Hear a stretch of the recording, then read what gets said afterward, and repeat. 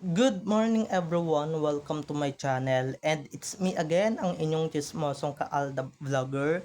So gusto ko munang magpasalamat sa inyong lahat sa mga walang sawang tumatangkilik, nanonood, sumusuport at sumusubaybay ng mga content ko dito sa aking YouTube channel. So wag ninyong babaktawan o lalaktawan tong ating content ngayong araw. I'm sure na hindi ninyo pagsisisihan na pinanood nyo to mula umpisa hanggang hulihan. And syempre, wag kayo mag-i-skip ng segment ha. Buuin nyo to start to finish. Kaya ito na, dumako na tayo sa ating main topic for today's video. Agad-agad. Ito na nga, sa dami ng hinarap ni Alden Richards na challenges, dumaan siya sa depression, guys. Kaya ngayon, yung mga ginagawa niyang jogging-jogging, ek-ek, mga bike-bike, self-love na yun. So, ito na guys, watch this mamaya. Ipapaliwanag sa inyo ng buong buo. So, ito na guys, watch this. Negative thoughts and na alam mo meron ka mga kasama, alam mo nandyan yung mga taong nagmamahal sa'yo. Pero hindi mo maproseso ng tama yung emosyon mo. Hindi mo maproseso ng tama yung pag-iisip mo. It's very hard to be present. Kahit nandito ka, wala ka dito. Nang matanong tungkol sa love life, ang sabi ng Asia's multimedia star, he doesn't want to be defined sa ganitong usapin. Mas matitindi pa raw ang gusto niyang gawin para sa sarili at sa mga matutulungan pa niya. I don't understand. Hindi ko alam, hindi ko gets. Bakit ganun ang mindset natin palagi? Na ang basis ng kasiyahan ng isang tao, love life. It's just, this is my story. And this is how I want my story to be told. Not based on the presumption of other people. I'm so done with that. I've been here long enough. I know I've done so much for the industry and I would like to do more for the industry right now.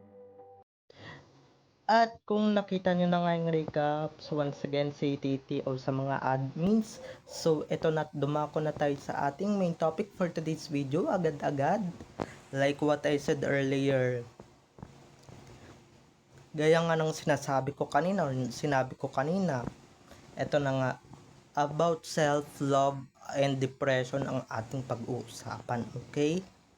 Dahil ito lang naman ang ikinaharap or kinakaharap ngayon ng ating pambansang Bay, Asia's multimedia star na si Alden Richards, okay?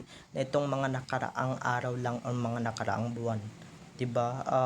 Medyo na-depress siya, nagkaroon siya ng ganyang sakit or ng ganyan, nakaranas din siya ng depression na hindi naman biro, na dapat gawing biro. So, di naman kasi ganun yun, guys. Siguro ang dami niyang problema. Siyempre, isa na dyan yung mga bachelor na tumitira sa kanya, di ba? Lalong-lalo na yung mga fans ni KB na pagka hindi lang nakita yung dalawa na magkasama or pagka wala silang nakitang edited, talagang binabash na nila yung tao. Lalo na ngayon, 'di ba? Nakikita natin sa Twitter, nakikita natin sa X na talagang 'di ba, nag-aaway yung mga anay natics and syempre mga katifans. And eto na nga, kung napapansin niyo sa dahil dyan sa depression na yan or sa depression niyang yan, nag-gain nga si Alden ulit ng weight or ulit siya ng weight, nag-gained ulit siya ng weight, meaning tumaba ulit siya ng bonggang bongga, okay? Di na siya maskulado and syempre, 'di ba? Stress, puyat, pagod, tapos ibabash ka pa, 'di ba? Ng mga ulupong or ng mga walang magawa sa buhay. Ibabash ka pa nila, kala naman nila sino silang perfect, 'di ba?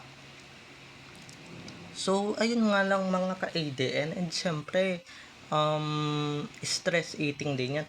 Nakita naman natin, 'di ba, kung paano na naman lumapad yung isang Alden na yung katawan 'di ba, yung katawan niya. Lalong-lalo na guys, lalong-lalo na nung sa bench, 'di ba? Maraming nambabash sa kanya sa bench. Lalong-lalo na yung pinopost niya sa Instagram na naka-topless siya. Dahil kinukumpara nga nila yung mga topless noon ni Alden sa topless niyang yan, 'di ba? For sure naman nagbabasa si Alden ng comments and syempre ng mga bashing. sinasabi nila mataba si Alden, 'di ba? Walang abs, hirap huminga para lang magka-abs or hindi huminga para magka-abs or para lumabas yung abs, 'di ba? Um, and 'di ba, isa din yun sa dahilan ng depression yung mga basher. Kaya mas mabuti pa mag-deactivate na lang siya sa social media para sa ganun iwas bashing na lang siya talaga, and syempre iwas depression, okay?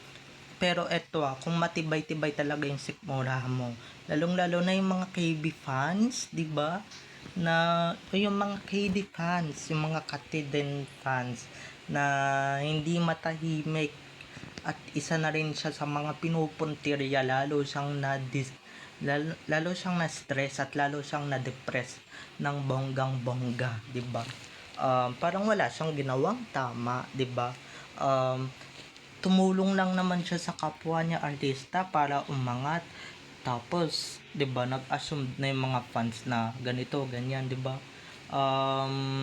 Tapos, 'di ba, sino ba naman ang hindi mai-stress doon at sino ba naman ang hindi made-depress doon? 'Di ba? Lalong-lalo na guys pagka sinabayan mo ng pagod, puyat, sa taping, shooting, at saka syempre madaling araw ka nagigising para sa fun run mo. Kaya ayan, 'di ba? Kaya niya ginawa yung fun run na yan, bukod sa makatulong sa mobile fund, talagang ginawa niya yan for himself, na talagang focused muna siya sa self-love, and syempre hindi muna siya sasali sa mga issue ng taon or sa mga pag ganong issue, okay? Hindi mo na siya gaganon na mai-stress, 'di ba? Para iwas stress at iwas bashing, 'di ba? Iwas, at syempre guys, 'di ba? Wala naman dahilan para ma-depress ng bonggang-bongga. Pero yung mga ginagawa ng mga tarantadong basher or ng mga ulupong na basher, talagang nakaka-depress naman talaga ng bonggang-bongga. Kahit ako mismo, madidepress dyan sa mga ginagawa ng mga hype na yan. 'Di ba? Madidepress ako sa mga ginagawa ng mga gagong yan. 'Di ba? Ako nga lang, sabihan ako nung duleng, 'di ba? At nang whatever, nagwawala na agad ako. 'Di ba? Yan pa kayang Alden Richards na artista, sikat na sikat, 'di ba? I'm sure guys, nakakabasa yan ng mga comments at saka ng mga hateful comments. Kasi naman yung iba dito walang preno, 'di ba? Walang preno yung mga bunganga. Hindi nila hindi nila alam yung tao may damdamin din naman, 'di ba, na nasasaktan. So hindi sila marunong mag-invalidate ng feelings or mag-validate ng feelings, 'di ba? Kasi 'di ba, ang sinasabi lang naman nila ay artista to. Okay lang naman, kahit napagsalitan natin siya ng below the belt kasi nga, 'di ba? Wala namang pakiramdam yan, hindi naman nasasaktan yan. Pero deep inside guys, nasasaktan din yan. Yan na nga yung naging resulta, nagkaroon siya ng depression at saka stress eating siya ng bonggang-bongga, okay? So, kasalanan nyo yan at kasalanan nila yan. Kasalanan nila yan kasi nga, 'di ba? Wala silang pinalagpas na taon na kung ano-ano man na pagsubok. Mas mabuti pa nung nakaraang taon 'di ba? Perfect pa, pero nung wala na silang nakikitang edited at syempre ng mga scripted na ng mga pa-interviews or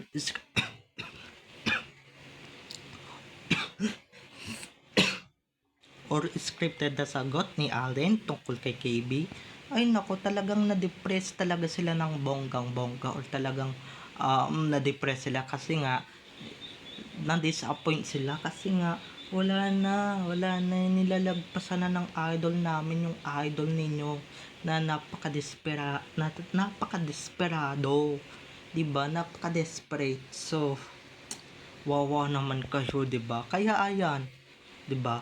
Para makabawi, para siya naman yung i-depress ninyo na nagresulta nga ng depression, mga walang iya kayo. Ayan na yung naging resulta, na-depress nga siya ng bonggang-bongga. na-depress siya ng bonggang-bongga dahil nga sa mga pasmado ninyong mga bunganga, okay? Dahil sa mga pasmado ninyong bibig, sa mga walang yan ninyong bibig, sa mga tarantado ninyong bibig, sa mga walang yan yung kamay na hindi naman kayang kontrolin yung mga tinatype ninyo sa social media at hindi ninyo iniisip talaga kung talagang makakasakit kayo ng feelings ng tao. Okay, ang iniintindi nyo lang naman yung sarili ninyo. Guys, kahit artista yan, tao din yan, okay? So, hanggang dito na lamang tayo mga ka-EDN. Babay na dahil baka mamaya ako pa'y ma-depress, pero itutuloy natin to, okay? So, eto na nga.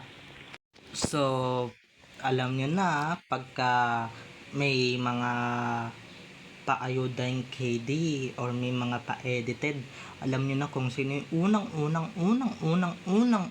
unang natutuwa. Walang iba kung hindi yung fans ni KB and syempre mga Katiden fans.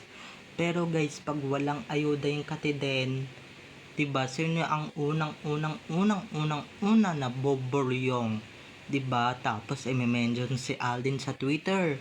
Tapos ibabash, diba? Sino yung mga balyon na yan, diba? Sila lang naman na halos magbalimbing na, halos maging gago na o maging balyon na, maging may sayad na sa ulo. Kasi nga, diba, pagka may na ginawa yung tao, sige, support. Pagka may ginawa namang masama yung tao, sige, 'di ba, hindi lang masunod yung gusto nyo, sige, i-bash natin yan, 'di ba? Wala kaming pakialam kahit na masaktan yan, artista lang naman yan, parang robot lang naman yan kung umarte, walang feelings yan, 'di ba? Pero yung totoo guys, may feelings din yan, 'di ba? Nade-depress din yan, maski kaming mga vloggers guys, pagka binabash ninyo, nade-depress din kami ng bonggang-bongga, pero kailangan namin tatagan ang loob namin, 'di ba? Kung kami nga hindi sumusuko, yan pa kayang si Alden, 'di ba? So, masaya na kayo, 'di ba? Masaya na kayo, nagbubunga na yung lahat ng mga kahayupan na ginagawa ninyo or lahat ng kahayupan na ginawa ninyo dito sa social media. 'Di ba? Dahil kung ako sa inyo guys, dapat na kayong magdiwang, 'di ba? Na-depress na yung tao dahil sa mga pambabash, panlalait ninyo sa kanya noong bench underwear fashion show, 'di ba? Or bench body of work fashion show, 'di ba? Nagtagumpay na kayo, 'di ba? Tagumpay ang plano ninyo, successful kayo diyan. 'Di ba? Medyo wala kayong pakialam kahit na mabash yung tao or kahit na makasakit kayo ng tao, no? Pero nung nalaman ninyong na-depress si Allen, I'm sure kayo ang unang-unang natutuwa. Kasi nga, 'di ba? Sabihan nyo pa yan, karma, 'di ba? Dahil sa ginagawa mo kay KB. Talaga ba? 'Di ba? Hindi ba pwedeng ayaw niya na lang talaga sagutin ang scripted na tanong, or ayaw niya na lang talaga mapilitan sumagot about your idol, 'di ba? Na talagang nanggagamit para lang mapag-usapan pa ng bonggang-bongga. So, babay na mga ka-ADN. Enjoy watching everyone. Have a nice day. Keep safe and God bless. And don't forget to subscribe to my YouTube channel. And syempre, huwag ninyong kalimutan na i-click ang notification bell, okay? Para sa ganun ma-notified kayo sa mga susunod ko pang i-upload na mga videos tungkol kina Main at Alden, and syempre tungkol sa kanilang mga buhay-buhay, inside or outside man yan sa showbiz, okay? Babay na mga ka-ADN. I love you all. Have a nice day. Keep safe and God bless everyone. Bye-bye!